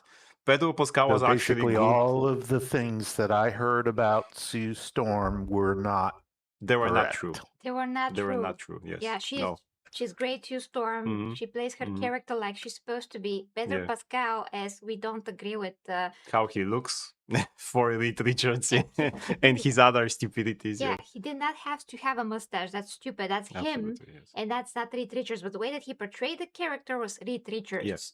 True and true. He did a good job. Minus the mustache. Minus the mustache. But as a character, 100%, they were all themselves. So We really even the female Silver Surfer had a context in that movie why it was a female. I still wanted to see the the real one, but in the context of the movie, it worked. Sense. Why that was like that? Yeah, it worked perfectly. So the movie is actually not woke at all, not even a little bit. No, Masters of the Universe again. We have a review. It was great. I watched with my students this Monday. Toy Story 5. Great movie. Heartwarming, as usual. Really, yes, yeah. It is a Toy Story. It's better than 4, by the way. 4 I didn't like so much. Is it as good as 1? Well, no. But it's a solid movie. But it's a solid movie that you can watch with your kids. No woke shit, no emasculating of Buzz Lightyear, nothing like that. Just really true representation of some real relationship. Absolutely, so to speak. yes. Okay, let's play this. Supergirl hasn't gotten a lot of time with mainstream audiences outside of the CW show. I think that you could have done an origin story here. There are definitely characters at this point where you're like, we don't need to see their origin again. But Supergirl is not one of them, especially since with the way it's set up here, it would have also fleshed out Clark's story as well. All right, now finally, let's talk about the cast. She might have taken this picture, but clearly Millie Alcock is not a comic book fan. I mean, the way this movie turned out, this comic could have been upside down. The picture would have made more sense. I mean, she also admitted, as I said, to not watching any comic book movies to prepare for this role.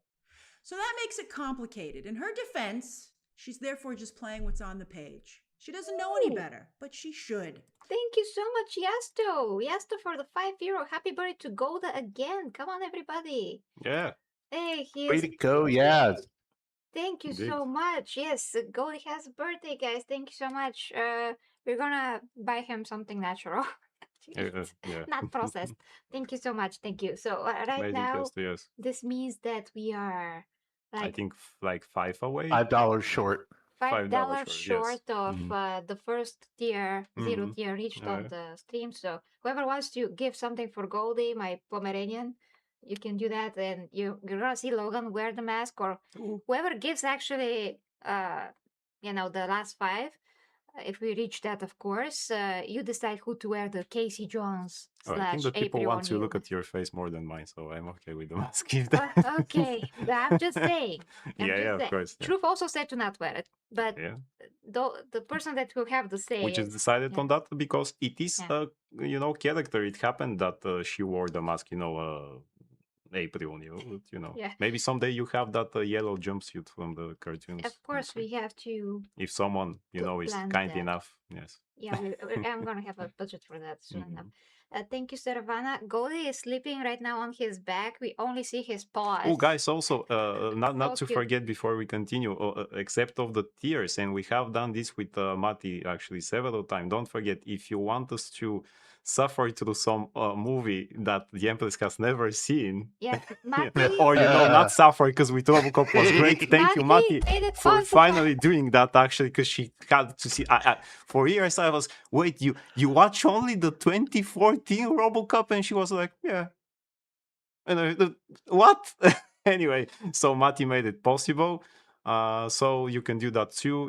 Maybe either if it's not in Patreon again.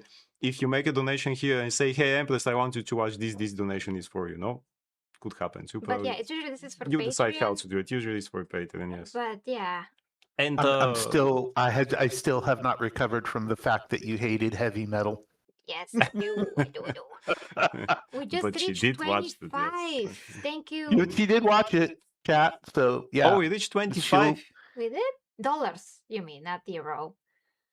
It's one membership from Randolph. Yeah. Okay, then we gotta wear the mask. Yeah. Are you sure? Although Yastu says it's $22.49 now. Yeah. You were checking those things. Oh, yeah, it shouldn't be 25 yet. So we're. Are you sure, Yastu? You gotta be sure. So like $3 away. So just waiting for confirmation or not, and we'll continue.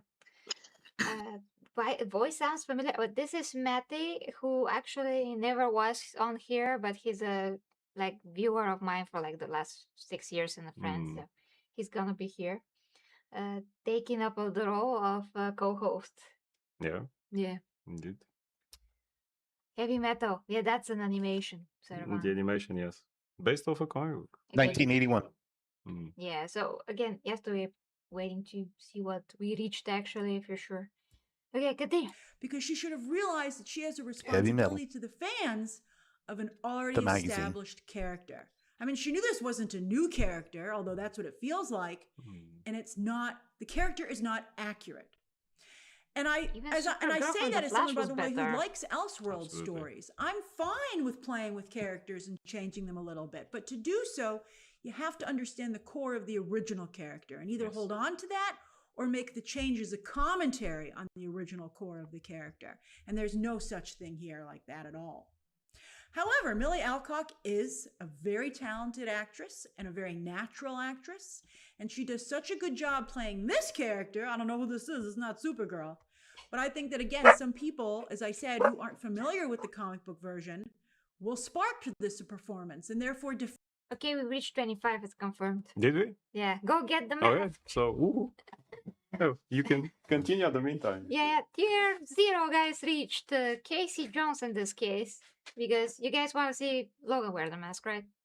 We don't have him stay. defend it, just like there are people who defend Birds of Prey, and that just continues to create problems for DC and continually fractures the audience, where people have different versions that they like of the same character, and those different versions have some justification because they can come. You can point to movies and TV shows to say that they're valid, but you know it just does a disservice to the character and to the brand. And we just keep going around and around and around with this problem. Here we go. Here we go.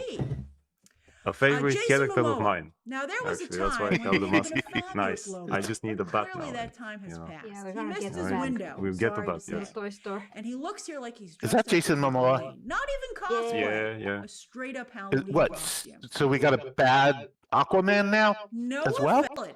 But That's the Lobo. That's Lobo. He always wanted to play Lobo, which is, of course, some of Superman's villains. And we understand that, but he's made to look pretty bad. Actually, that's the only picture that he looks like he has abs. He wears prosthetics. He wears a suit. Yeah. Yeah, he wears a suit that's not his physique, actually. And in the shots that we all see, we never see him with visible abs. He even has hair on that body. And he's an alien, and he does not have Which hair. He's Lobo not doesn't hairy. have, yeah.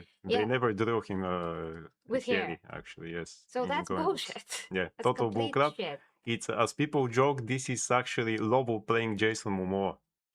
Yeah. Yeah, Exactly. that's what it is. Now, Yeah. we're not completely sure about this part of the body, but it looks like he wears sleeves, muscles, so to speak, the whole time. He does have muscles still in real life, although he rocks a dad bod most of the time. He's not in Jesus shape Christ, most of yes. the time, but it does seem like he wears prosthetics like right here, just like The Rock is in the new Moana live action movie. He wears Yeah, a prosthetic body. Yes, Coachy, hello, Coachy, Ooh, the the birthday birthday boy. boy. Yeah. Wanna hug- As Casey Jones used to say in the movie, the first TMNT, class is pain 101. Your instructor, Casey Jones, because I would beat Momoa to go and train actually with everything else. And as he said in the cartoons, butter up, scuzz bucket. Okay, we have 4 minutes left. Let's go. Let's go. Alright. Gotta bring it a bit back. But it just does a disservice to the character and to the brand, Totally and we agree. just keep going around and around and around with this problem, particularly for DC. Jason Momoa. Now, there was a time when he would have been a fabulous Lobo, but clearly that time has passed. He missed his window, I'm sorry to say. And he looks here like he's dressed up for Halloween. Not even cosplay, a straight up Halloween costume. Yeah. Also, well, I really like Jason Momoa. he's I think too he's small very for fun and Lobo. charismatic. He's always up Actually. for a good time, and you can tell he has a good naturedness to him. I like that. I would have loved to. I don't even know if he could have played Lobo off of David Corenswet, because they both seem too nice. He seems a little bit more like David Corenswet's Superman than he does Lobo at this point. But in this movie, he's a distraction because he doesn't feel like an organic part of the film. He's clearly just there to try and make guys more interested in the movie, right? There is like a little dangling keys, being like, "Oh, hey, look, guys, it's Lobo," and it's so obvious and trying so hard that it therefore doesn't work, and it just takes up time in the movie. I was going to be interested in if the story As was for actually Matthias Schoenhardt's villain, who is, by the way, so different from you can his see. comic book counterpart, like it's nuts. And from the trailers, I thought maybe there would be an interesting commentary here on pain, right? But no. And there's no commentary at all. Like, he seems like a European space biker version of Andrew Tate, but like not intentionally, right? Or not all the way. It's just very lazy. They're like, if you want to make that connection, go ahead, but whatever. And then Eve Ridley just takes up more screen time as an alien with a British accent. What? Why? And also, if we're not really going to do that wonderful story from the comic, let's not do it at all. Let's just totally drop it and really take the time to focus on Kara. I like David Krumholtz a lot as her father and Emily Beecham as her mother. As I said, I saw so much potential in the Krypton scenes. But also, on that note, because I saw potential, but it wasn't realized potential, a missed opportunity to do more, to not only to flesh out Clark, but also there was real opportunity here to set up Man of Tomorrow. Wow. Like if you are at all a fan of the comics, you'll be like, oh my God, are you going to make that connection? Oh, you didn't. That was very frustrating. And in that regard, Supergirl feels like a Disney Plus Marvel show where James Gunn and Peter Safran don't want you to feel you need to have seen it to be able to watch Man of Tomorrow. They're like, oh, don't worry. You know, you can go right from Superman to Man of Tomorrow. You don't have to have watched Supergirl. We don't want to undercut Man of Tomorrow. Then why make this movie then? Especially if you're going to put Clark in it and make it feel like it's part of his story. And these other elements here that clearly could very much tie into Man of Tomorrow. And I wouldn't be surprised if they do. But then why not go all the way here? Of course, Kara can have her own adventure, but she's not. Superman is in this movie. So then they and truly expand the super family corner of James Gunn's new DC. Especially because I think he did such a good job with his Superman movie. I loved his Superman movie, still do. And I think this could have built on that and in some ways been like a mini sequel, you know? And I can understand the business reasoning of like not wanting to hurt Man of Tomorrow, but what if this was a really good movie and got people more excited about Man of Tomorrow? I didn't tell them to make a bunch of super family movies in a row, but if you're going to do it, do it. I think the real tagline for this movie should have been missed opportunity. A missed opportunity to do the original comic justice. Well, we don't agree with that because again, the original comic book is shit. It's shit, yes. But and again, at least if they were to adapt that and have more Supergirl there as a character, I mean, more better representation of Supergirl there as a character, it could have been at least a movie that's watchable, but that movie would be unwatchable now. If she was the character that she's supposed to be, you know, if it was actually Supergirl, that's why this comic book is not good. It's a deconstruction of the character. It's still better than this. It's still kind of better because, yeah, at least it has some good lessons in it. But still, why adapting that and not something from the, you know, whole stories that she had before that? Why exactly this drunk, depressed space kind of adventure? You know, who cares about when she's in space? I really don't like when that happens. Yeah. Space in general, when focus on Earth is not enough, and Supergirl on Earth, like most of the times, they have, of course, cosmic stories, but they're like the side stuff. I would have been interested if really it was the character as she should be. I wouldn't need Lobo for that, you know, to make it, because I'm a guy. Yeah, I don't need Lobo for that. If it was actually a good story, and the character is actually Supergirl and not this deconstructional version, I was going to see it. I was interested at the show back in the days. So here you go. But that was Supergirl there. Yeah. And you know that you're going to see her, not some interpretation of, oh, I decided to write this, so this is my version and in it and things like that. You know, yes, they mentioned that in some mainline comics, but it's still not canon. Sorry. I would say Tom King said it himself, if we're going to argue with the author about his comic book, why? He said himself, it's my, you know, different story. It's an Elseworld story. Sure, they sometimes mention it in some comic book, but that again depends of who wrote the comic books in the main line. Otherwise, no, it's not. Yeah, so we do have a problem with authors that just interject themselves and their cynicism towards superheroes. I mean, if you don't like the superhero, don't understand them, why are they hired to write these stories in the first place? Because we have consequences for these things, guys. Years in the future, the perception of superheroes and even knowing what's canon and what's not gets smeared. And they get, I mean, their name is tarnished basically by authors like this that are not supposed to be writing these characters in the first place. It's very sad. I mean, an author should be like with full understanding of the character and try to do them justice. Yeah, That's their job. if tomorrow DC calls me and say, "Hey, Logan, we give you now Superman to write an arc about him. If you want, do your own version." Say, "I'm not doing my own version. I'm going to do Superman." Yeah, because it's not about you. It's not about me exactly. It's about Superman. I don't want to see other versions of things. I don't want to see, Superman who is wearing a nanosuit like in the Absolute, and he has an AI in the nanosuit and things like that. No more based ons. No more based ons. Yeah. Make it about the fans. Make it what the fans want. Make it what it's always been. We don't need reimagining, and we do not need based ons. Exactly. Preach. Yeah. Preach, yeah. Preach, Matt. Yes. Let just the character be the character that we, love since we were kids.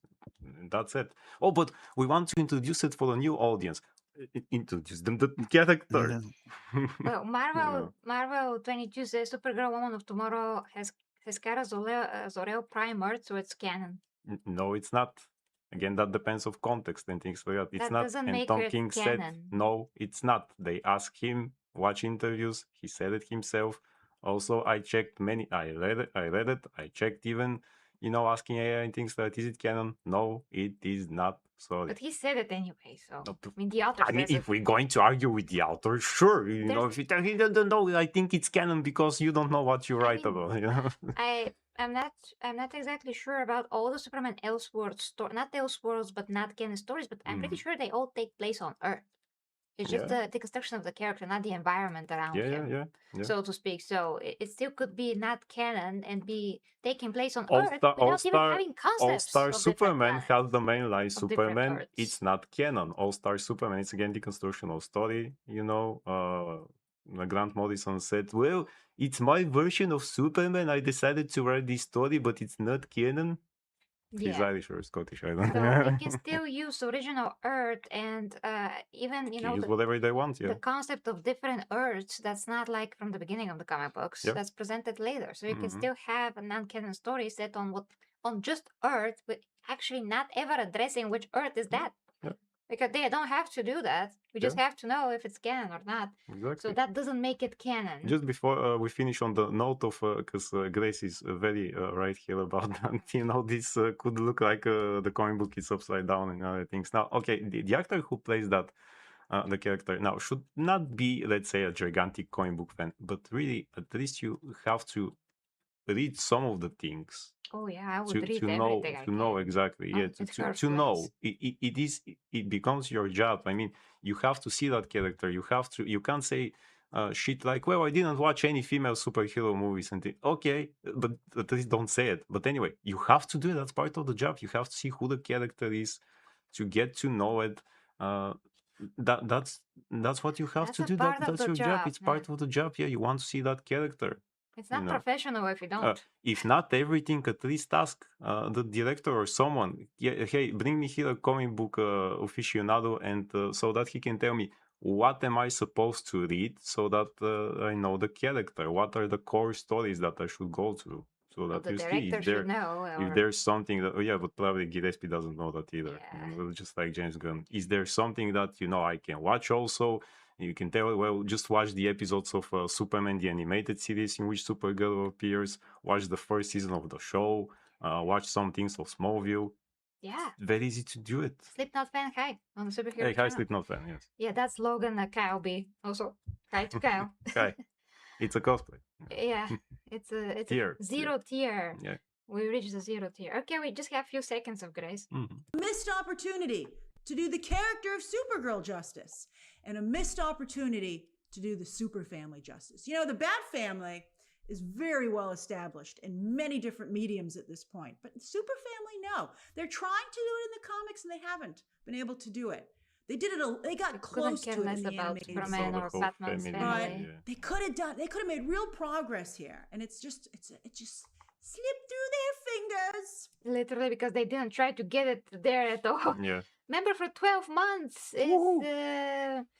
of course, it's very hard to read your new name, China Hepcat. Just in time. Actors who don't research are lazy and or arrogant. Yeah, Absolutely, absolutely. absolutely. You have to embody the role. I would do everything. I would be just like Henry Cavill, basically. Exactly. I would do Yes. everything to Yeah. learn my As it should character. be. I mean, he usually knows his characters because he's already a fan. That's a real guy there. That's a real fan. That's a real that's how I am. So I We would do should that. do a comic book boot camp for writers. Yeah. Right. Yeah. That would be good. Yeah. It will help them a lot because really, especially Mhm. that woman that wrote this. Yeah, we already qualified Yeah. basically for many things just Mhm. because that's who we are since we were kids. But actors are not like that. That's kind of a bummer again because they're big people that not Have even no geeks idea. don't even like Yeah. those things. It kind of reminds me of this Henry Cavill interview with the Witcher's cast. He's the only one that's competent there, and everybody else are like, yeah, they just whatever. All right, so that's my non-spoiler review of Supergirl. Here you go. Share your thoughts down below. Subscribe today. Okay, that was Grace. I think I put course, as- her preview down below. You can go and check her coverage of the movies these days because she is good in terms of delivering the news. She's not like well she says crazy stuff. Which This is are funny at least. Yeah. which at least are funny, but yeah, Grace is good at delivering the news and telling you the box office information. That does not require be on any site. She just tells you numbers. And don't mind me trying to keep up. Oh, yes, so that's awesome. Thank you for being a member for 7 months. So here's what's gonna happen before we say last things. And Matthew, I wanna see what you think, of course. So again, me and Logan are going to see the movie on Saturday. Yeah. We're gonna try. After that, that's gonna be like in the afternoon, our time, and we're going to do an evening stream, which is in 9 hours and a half from now, from what your time is now. This is gonna be on Saturday, but in 9 hours and a half. Yeah. We're going to do the review live. It's gonna be here on the gaming channel, and then I'm gonna put it only for members. But if you wanna watch it and not be a member, just go and watch it on the Superhero channel, Superhero Truth. We need to reach 1,000K, and we're still gonna cover everything that's happening in the superhero world there. I'm having a bit of a low intensity uh, workflow right now, so I'm not doing. We're not doing the news yet, but we're gonna continue from next week, and we're gonna catch up. So, Matty, what do you think about this whole thing? I think it's all trash. I have zero interest in seeing any of Gunn's universe, any of his ideas. I think I just sat through a very long HR meeting with Grace as the head of HR, and I don't want to do it again. Ah, He's okay. her voice. Oh, Yeah. First time exposure is always Yeah, when she that says, was rough, Empress. Yeah. it's like, oh, glass is breaking, all Yeah. windows are cracking up, like. And when she No. tries to crack a joke and only she laughs at the joke with "Ah!" Yeah. It was an HR meeting. Yeah. Indeed. She's entertaining though. At least she said really good things this time. Accurate things, actually really, based things. If Grace Randolph doesn't like your movie with feminist messages, then Yeah. things are not good indeed. Oh boy. And like we always say, feminist messages are bullcrap because they do tarnish the character. And if she's a good character, she's strong because she really has qualities. We don't need any messaging. She speaks for herself. The character speaks for herself.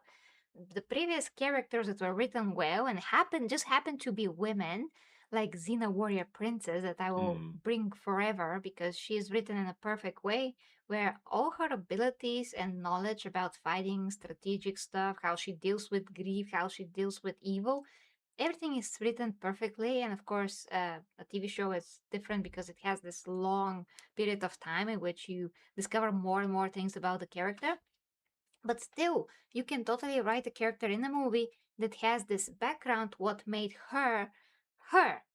And you can make her not be a Mary Sue, you can make her earn her abilities and knowledge and to understand why she's so cunning, why she's so interesting.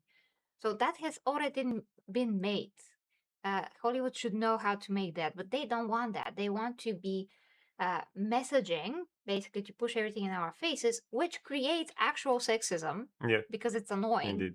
to men and women alike, and they start to hate that so much. It's not organic, it's not natural. And that's not how you do it. All the woke stuff since 2016, for until now, they all led to actual sexism, racism, and whatever because people are sick of pushing something in our faces that was never actually a problem, at least not in modern times.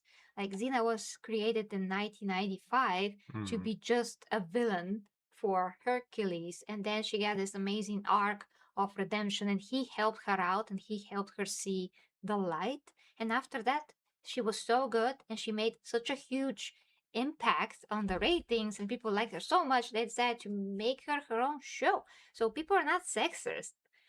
They judged everything by merit. They wrote characters by merit and not being man or a woman. And there was never a time where Xena was undermined or not written well because she's a woman. There's some characters that are evil and they're like, oh, a woman, what she's gonna do to us? Not exactly like that, just something of this sort, but it was very organic and normal for the scene and the context that this was taking place in that whole scene. That's normal and that's how it would be in a situation like that. That's not messaging. That's what it's going to be like. Yes. The whole idea of the message is supposed to be that feminine. She's supposed to be like badass. She's supposed to be kick ass. She's not supposed to be self deprecating. She's not supposed to be a depressed alcoholic. This none of what I have heard today makes any sense to me as a plot at all. It makes no sense. The message is confusing. Even if it's meant to be a message, women are strong, women don't need no men's. Hey, they failed. It seems like the dog has more of an arc. Like I said before, the dog has more of an arc than Superman or Millie Alcock or whatever. It's been the main character of two movies now. Yeah. So pretty much. So women need men and men need women, otherwise we can't procreate. And the best dynamic. Exactly. Yeah, and the best dynamic between a man and a woman is that we complete each other, and men have something that we don't have, and the opposite. So we complete each other, we help each other, we create new life. It's beautiful. So they want to tarnish that. They want to tarnish our connection. We are the same species, so this is stupid and ridiculous. Also, they want to take away. That's the whole thing. Yeah. They make them not godlike. They make them more human-like, and they're not supposed to be us at all. Yeah, that's it. They want to take the example from you. They want to not have a character in which you inspire to be something better, but to see, oh, she drinks and she's a mess. Well, I'm like that too, so I'm represented or whatever. No, you should see a character. How is this drunk girl that is flipping people off left and right? Actually, yeah, she actually shows the middle finger in the movie. How is this inspiration to any young girl or even men? There is nothing inspiring in that. You don't see the hero there. You know what you do see? Girls like Supergirl every day, and that behavior, obnoxious behavior, we see every day with teenagers. Yeah, and that's the opposite of inspirational. That's horrifying. Exactly. So we really, you gotta go, guys. John says I should try Xena Battle Cry. I did several times. I can do that real quick, but I'm not gonna bother the puppies, so I'm gonna do it like quieter. So Xena Battle Cry. Nice. That's it. I can't do the whole thing like because I'm gonna break something. So that's what you get. Grace pretty much break everything. She breaks enough for us, yeah. Okay, thank you so much, guys. We're gonna see each other hopefully this evening. Thank you, Matty, for your debut here. You're welcome, Empress. Thank you, and we're gonna see each other either this evening or tomorrow, guys. So love ya and see you. Bye bye.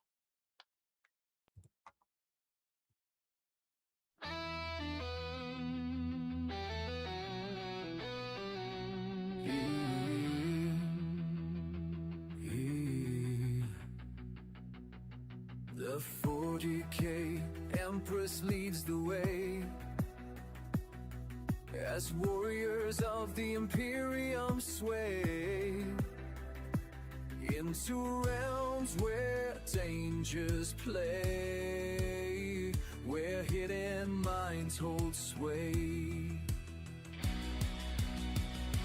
Through stars and storms we rise, under her watchful eyes, with faith and fire will prevail, for the imperium must not fail. For the imperium we prevail.